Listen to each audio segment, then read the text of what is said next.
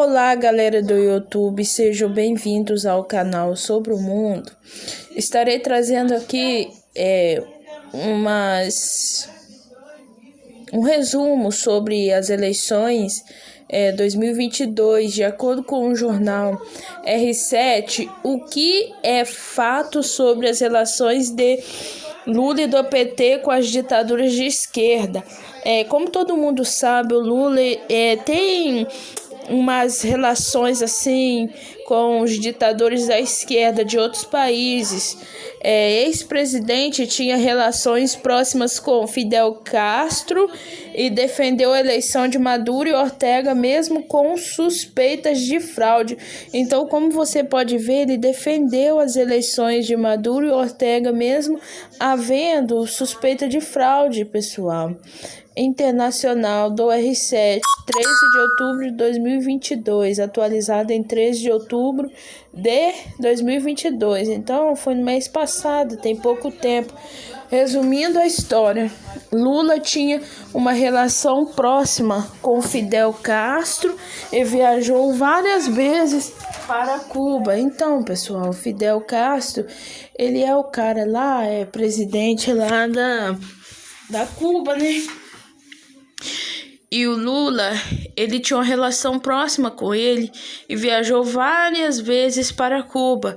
Petista aproximou as relações do país com a ditadura comunista da Coreia do Norte. Ele também tinha relações pessoais, né, que eles falam, com ditadores comunistas da Coreia do Norte. Político fez elogios ao Partido Comunista da China em entrevista. Elogiou também o comunismo da China. Ex-presidente defendeu a eleição de Maduro e Ortega mesmo após suspeitas de fraudes.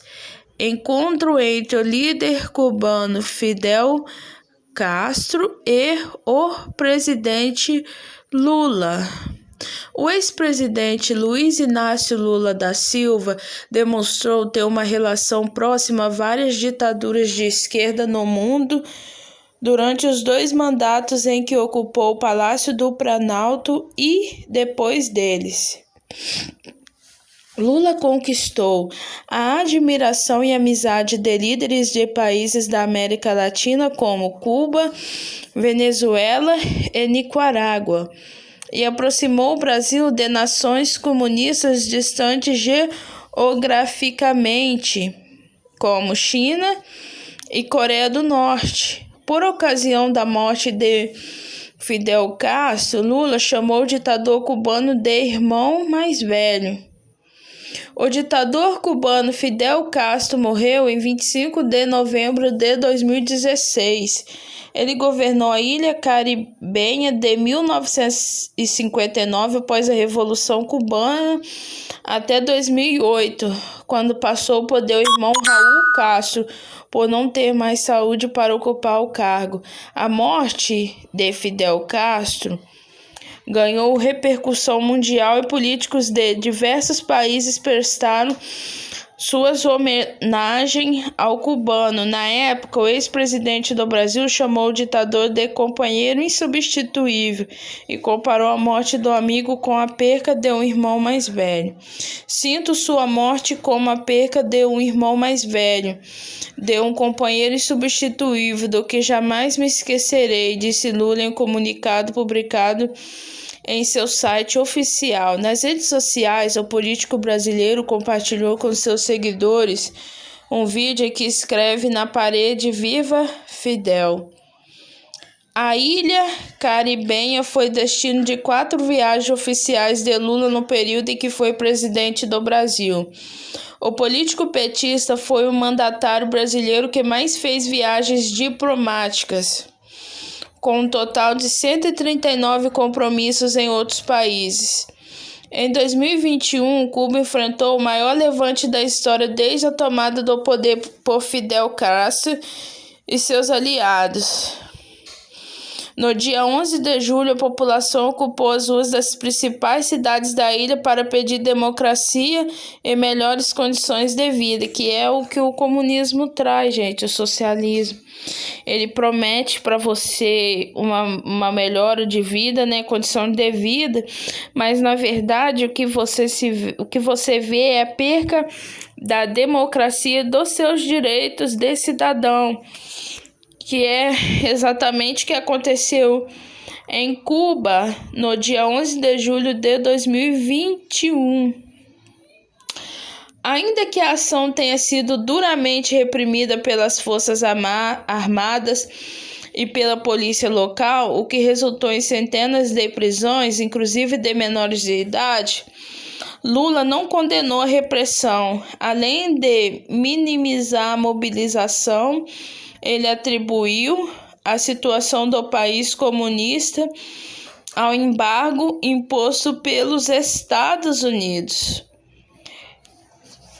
Então, não houve repressão, houve mobilização que resultou na prisão, né, de centenas de pessoas, porque simplesmente no comunismo a pessoa não tem como se expressar, como manifestar, porque ou ela vai presa ou ela não tem direito, ou ela sofre algum tipo de punição. Coreia do Norte, líder da Coreia do Norte, Kim Jong-un, em reunião com membros de seu governo. O governo Lula se aproximou de outra ditadura comunista, mas dessa vez do outro lado do mundo. Em 2006, o Brasil estreitou relações diplomáticas com a Coreia do Norte e os dois países assinaram diversos acordos comerciais. Em 2009, o Brasil instalou embaixada na capital norte-coreana, algo raro visto que pouco mais de 20 países têm representação no território governado por Kim Jong-un. Além da Coreia, pessoal, a Coreia do Norte, também foram feitos acordos com a China.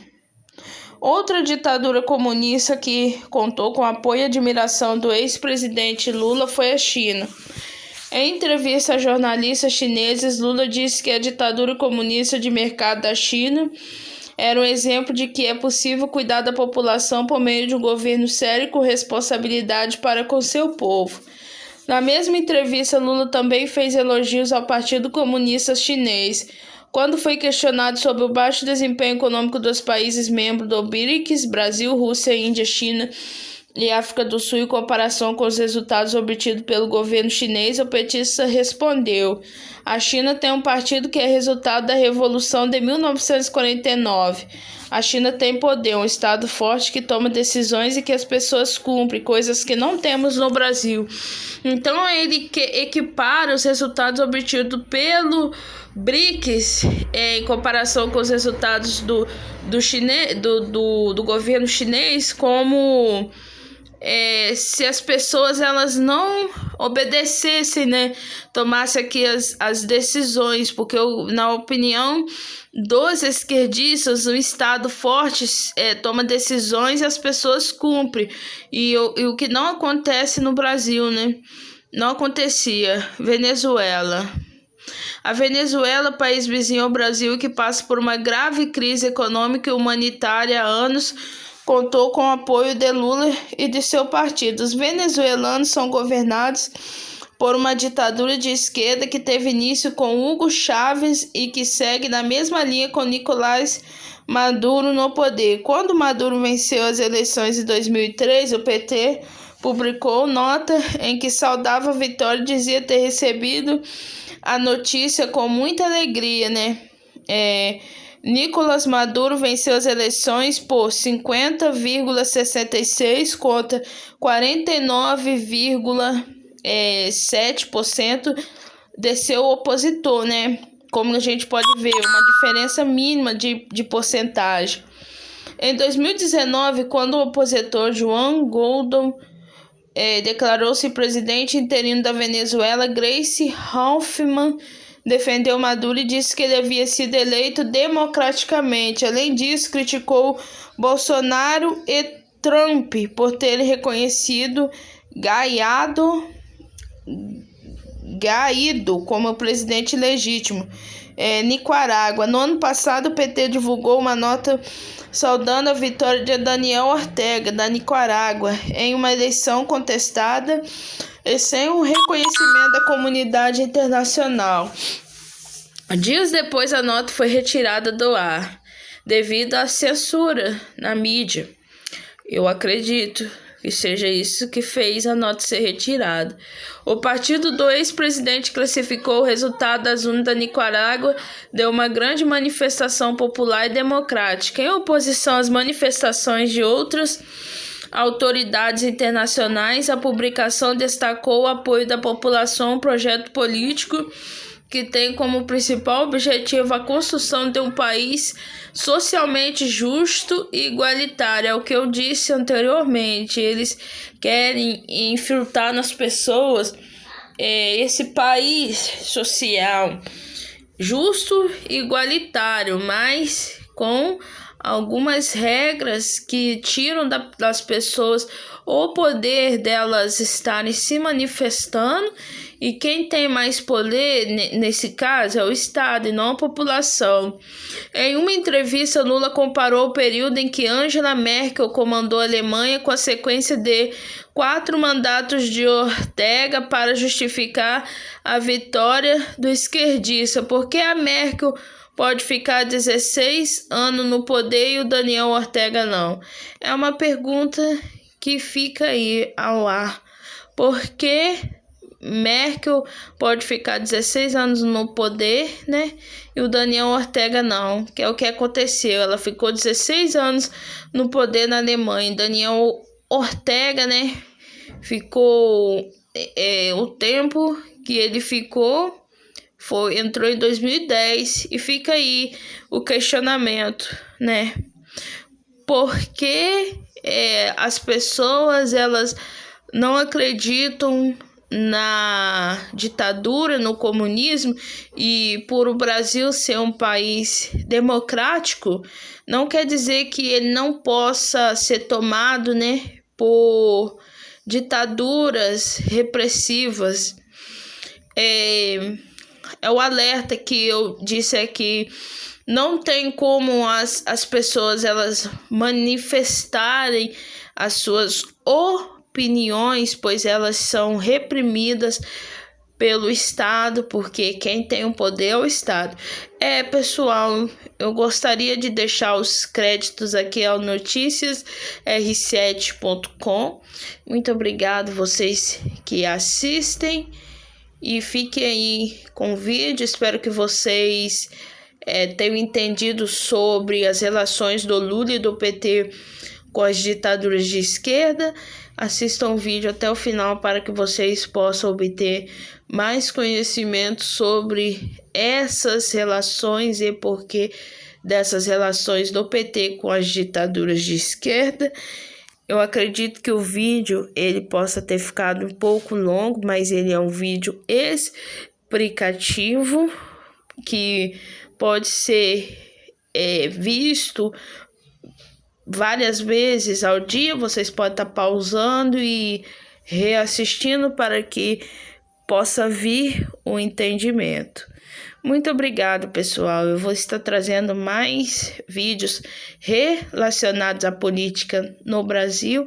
Eu posso também estar trazendo sobre a política em outros países, de acordo com o interesse de vocês.